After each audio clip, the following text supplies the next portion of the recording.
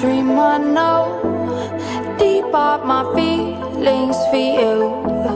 Watch. My good people, now welcome back to Reality Latest Gist. Welcome back to your #1 channel for latest news on politics and many other cuckoo with the sub for that is our grey white green country, so we be Nigeria.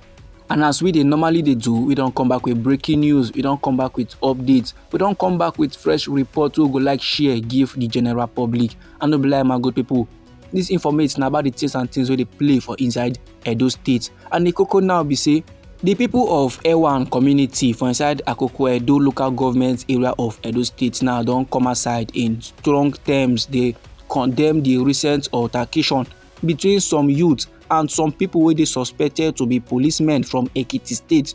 And men they yarn now say these suspected policemen they no identify themselves and they still condemn the incident will lead to the shooting. And this shooting so lead to the RIP of one young man identified as Cosmos. And also, Second say the people of Awan community no get joy at all. Them also condemn one countryman wey dey go by the name Dr. Babatunde Wahab. Them dey yarn say this country person so wey be Dr. Babatunde Wahab dey accuse the youth of the community. Say them dey involved in internet fraud. Say them dey involved in ritual RIPs them and other violent crimes. The people constantly yarn. Say Dr. Babatunde Wahab constantly proceed for the go dey sama accusations. Go dey yarn. Say that the youth them now allegedly attack the unidentified policemen with weapons, and the weapons where Dr. Babatunde mentioned they include shotguns them. Now all these accusations they come board even without evidence to prove or a little bit of evidence to even back up the accused. And now one country person where they go by the name Dr. Steve Momo, he na the chairman of the Elders Council for Awan Progressive Congress. He na con drop statement about the matter, and for his statement he na con the yarn. Say the said policemen, that is the men who no identify themselves as policemen, they been come in a Toyota bus with a private number wey be AKD 514HX. The said policemen no come with police vehicle, they go come with a private vehicle, they go come with a private bus.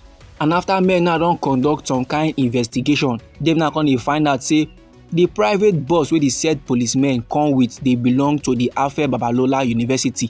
And this university so na a private non-profit research university wey dey located at Ado Ekiti for that is our green white green country wey be Nigeria. According to how the chairman wey be Dr. Steve stay here for inside his statement, he say the people of Awan community they demand not only a retraction and public apology from Dr. Babatunde Wahab, but they also call for regulatory scrutiny of individuals, men wey dey parade themselves as experts without due adherence to professional responsibility.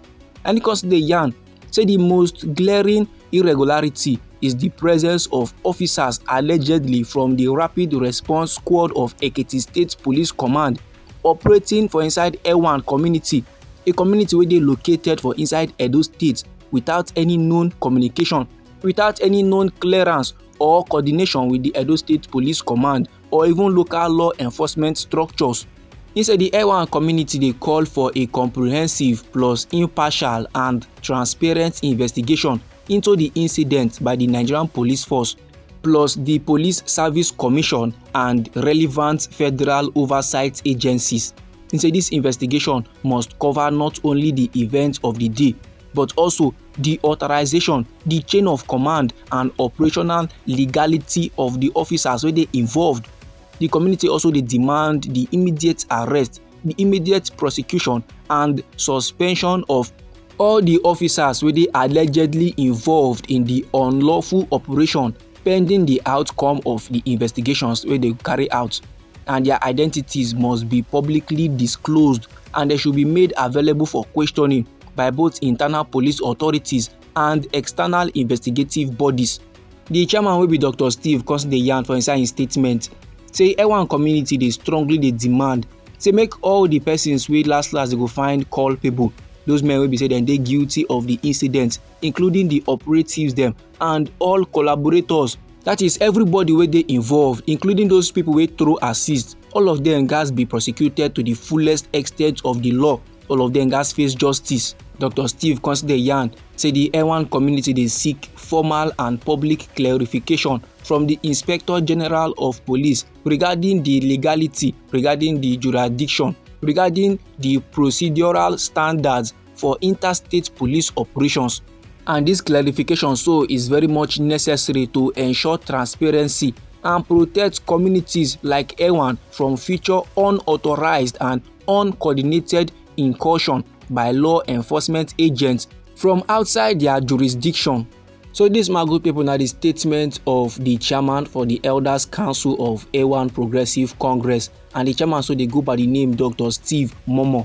This, my good people, na the report wey I wan share give the general public. Now anyhow the matter be you for body, or if you be say you get contributions about this very particular topic, so no let anybody or anything stop or intimidate you.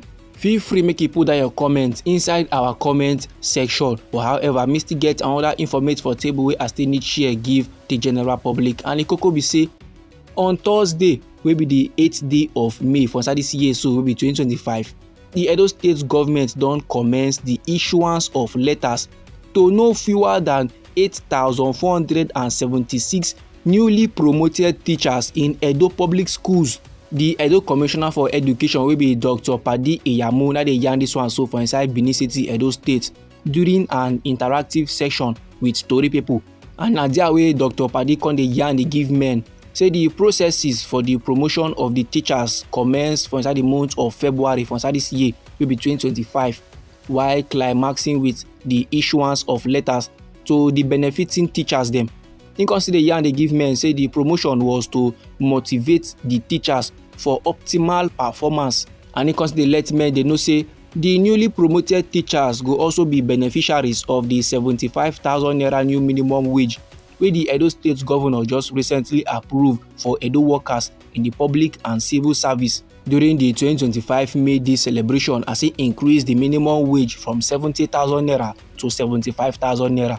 And after every the Edo Commissioner for Education come dey give accolade to the governor of Edo State, wey be Senator Monday Okpebholo, on the massive renovation and rehabilitation of schools across the 3 senatorial districts of Edo, and the provision of learning infrastructure like chairs, tables and books for all the public schools that wey dey for inside the state.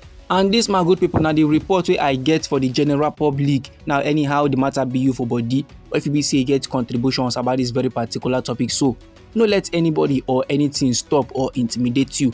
Feel free make you put down your comments inside our comment section. Once again, now we be Reality Latest Gist. Now they like give on our latest news on politics and many other cocoa wey dey sup for inside this our green country wey be Nigeria. And if you be say you like this update and you go like to receive more, then sharply make you subscribe to the channel, and don't forget to put on the notification bell so that as we dey bring more news dey come your side, then go first receive the update and you go even get am sharp. Now me dey come back with more news, me dey go get more reports, me dey go get more informate for you, my good people. Try make it no go anywhere.